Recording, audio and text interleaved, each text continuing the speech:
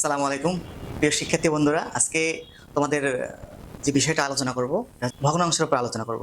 এটা তোমাদের ক্লাস 3 থেকে পঞ্চম শ্রেণী পর্যন্ত প্রাইমারি সেকশনে থাকে এবং ক্লাস 6 থেকে উপরের ক্লাসগুলোতে তোমরা আরো বিস্তারিত পাবে। তো আমরা ভগ্নাংশ সম্পর্কে কি, ভগ্নাংশটা কাকে বলে, এটা আমরা সামগ্রিকভাবে কি বুঝি, এটা আমরা আগে ফার্স্ট বুঝবো। আসলে ভগ্নাংশটা কাকে বলে, কি জিনিস, এটা দেখতে কেমন বা কিভাবে উপস্থাপন করা যায়, এটা আমরা এখন দেখাবো। তোমরা একটু খেয়াল করো, এইটা একটা পূর্ণ একটা অংশ, এটাকে আমরা পূর্ণ একটা অংশ বলবো। এই পুরো পেজটা যে তোমরা দেখতে পাচ্ছ, এই পুরো পেজটা একটা অংশ, একটা পূর্ণ একটা অংশ। এই পুরো অংশটাকে যদি আমি মাঝ বরাবর দুইটা ভাগে ভাগ করি,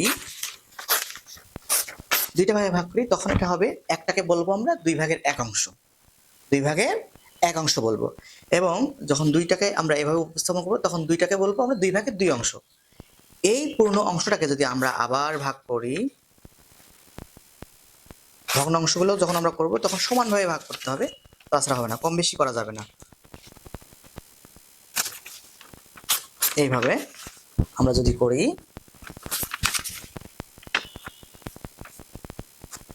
এইভাবে যখন আমরা করলাম, পূর্ণ অংশটাকে আমরা 4 ভাগে ভাগ করলাম, পুরো অংশটাকে আমরা 4 ভাগে ভাগ করলাম, 4 ভাগ।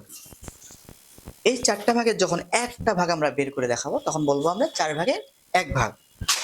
যখন আমরা 2টাকে বের করবো, তখন আমরা বলবো 4/2 ভাগ। আবার যখন 3টা বের করবো, আমরা এভাবে 4/3 ভাগ। এবং পুরো 4টাকে যদি আমরা বের করে দেখাই, এইভাবে দেখাই, তখন আমরা বলবো 4/4 ভাগ।